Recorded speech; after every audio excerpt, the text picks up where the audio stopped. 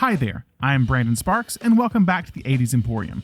Today, we're talking about one of the biggest movie stars of the 80s and 90s, Demi Moore. Demi Jean Gines was born in Roswell, New Mexico, and at age 16, she began work at 20th Century Fox as a receptionist. She dabbled in modeling and songwriting before taking a swing at acting. She began her career in 1981's Choices. The drama starred Paul Carafotes as a high school football player who loses his position when it's discovered he is partially deaf. Moore had a minor role in the film, but if you find a copy of the movie or its poster, you'll likely see Moore front and center. Much of the film's art was redone after Moore made it big to capitalize on her success. Demi's first major role was in the sci-fi horror film Parasite.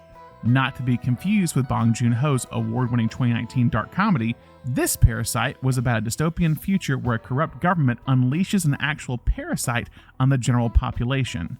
The movie was filmed in 3D as part of the 80s 3D craze, and it earned $5.5 million only on an $800,000 budget.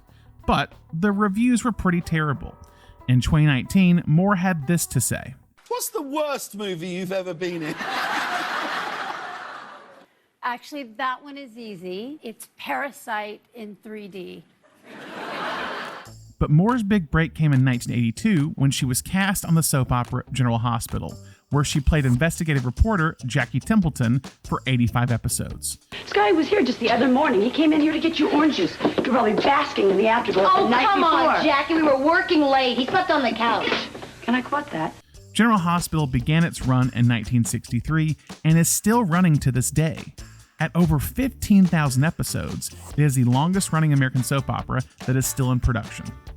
Moore took some time off from General Hospital to fly to Brazil to film the 1984 film Blame It on Rio, an adaptation of the 1977 French movie One Wild Moment.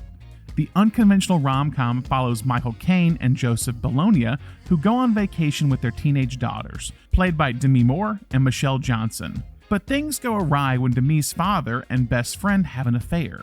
It's an uncomfortable premise, and critics were largely dismissive of the film.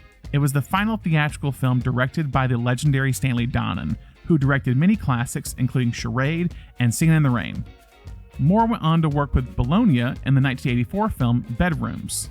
Next up for Demi was No Small Affair, about a teenage John Cryer, in his film debut, who falls in love with an older Moore after discovering her in a photograph he took. The two actors actually dated in real life while making this movie. But despite the real-life chemistry, this movie was a box office bomb. After a string of critical and financial failures, Demi Moore finally struck gold in 1985.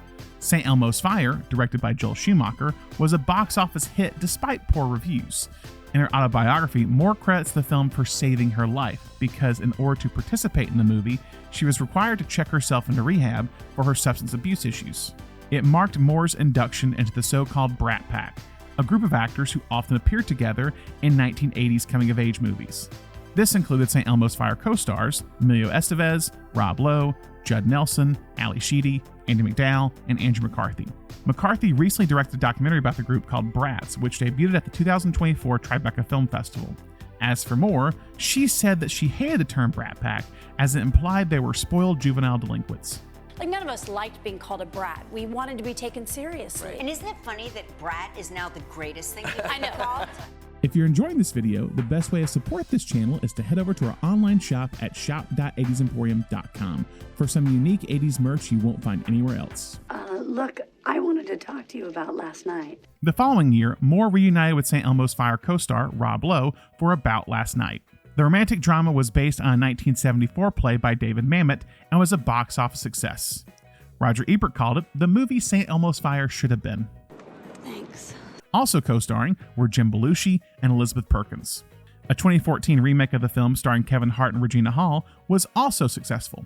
For more on About Last Night, check out our episode on Thanksgiving and 80s movies. Demi Moore's next movie was her fifth straight coming-of-age comedy, starring alongside John Cusack, Joel Murray, and Bobcat Goldthwait in One Crazy Summer. Demi portrays a young singer who is in trouble and gets assistance from a group of guys who are planning on having a boring, normal summer. While Demi often wrote and sang songs earlier in her career, this film marked the first time Demi would sing in a movie. The whole damn world's coming down on you. For more summer movies, check out our episode on summer movies of the 1980s. Moore once again teamed up with Emilio Estevez for Wisdom, which was also Estevez's directorial debut. I need to know where you stand. I'm standing in the middle of the fucking desert is where I stand. The two were engaged at the time and they played a couple in the film together, but the film, as well as their relationship, were unsuccessful. In fall of 1986, Moore tried her hand at stage acting in The Early Girl, which ran off Broadway for 47 performances across 2 weeks. However, it was to be the only live stage performance of her career as of this recording. 8 years into her acting career, and 7 years after her film debut, Demi Moore finally received solo top billing. The Seventh Sign was a dark drama horror where Moore played an expectant mother experiencing nightmares and facing the end of the world. While many believed she was pregnant with daughter Rumor Willis at the time, she was in fact wearing a prosthetic belly. Your religion's so good, your God. Get him to cure my little girl. Hey, cure that girl out there. Your blessed shrine, your Saint Annie, your weeping virgin. Yeah, cure my little girl. Get out of here! Demi's final film in the 1980s was a remake of the 1955 comedy We're No Angels. The script was written by David Mamet, who had written the play on which About Last Night was based. Moore appeared alongside Robert De Niro and Sean Penn, who played convicts who were forced to disguise themselves as priests. Moore plays a prostitute with a special needs child who finds herself involved with the convicts' shenanigans. The film lost $10 million, but Demi was just getting started. As we entered the 90s, Moore hit peak popularity. She starred in Ghost alongside Patrick Swayze and Whoopi Goldberg, who earned an Oscar for her supporting role.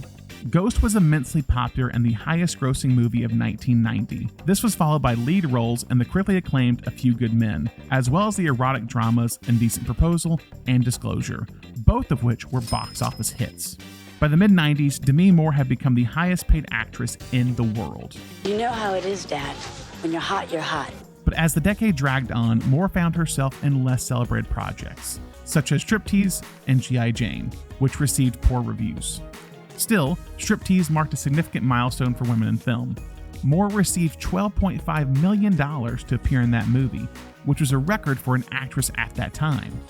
The record is now currently held by Scarlett Johansson for her role as Black Widow. Toward the end of the 90s, Moore moved to Idaho to spend time raising her family, but she continued to act, appearing in roughly one movie almost every year. She teamed up with Emilio Estevez once again in his 2006 ensemble drama, Bobby, and reunited with Blame It on Rio co-star Michael Caine in 2008's Flawless. Over the past decade, we've been seeing more and more of Moore. Demi began guest starring in television shows in 2017, and most recently, she's been getting lead roles like Feud, Capote vs. the Swans, and Taylor Sheridan's Landman.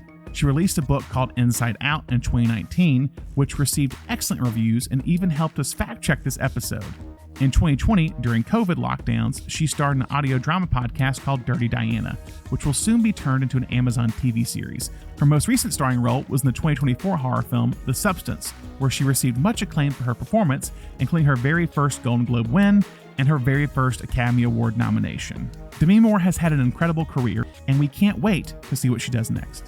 Now I want to hear from you. What's your favorite Demi Moore performance in the 1980s? How about in the years since? Let us know in the comments. Remember to give us a like if you liked this video, and don't forget to subscribe. Thanks for watching. We'll see you next time.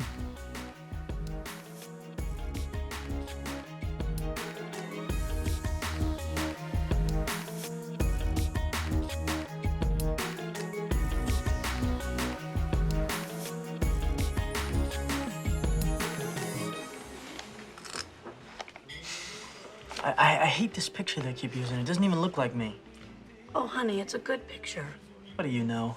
I look like a geek. They should use the one with me in the bank, holding the Uzi. Oh, perpetuate that macho image, huh? You know it, baby.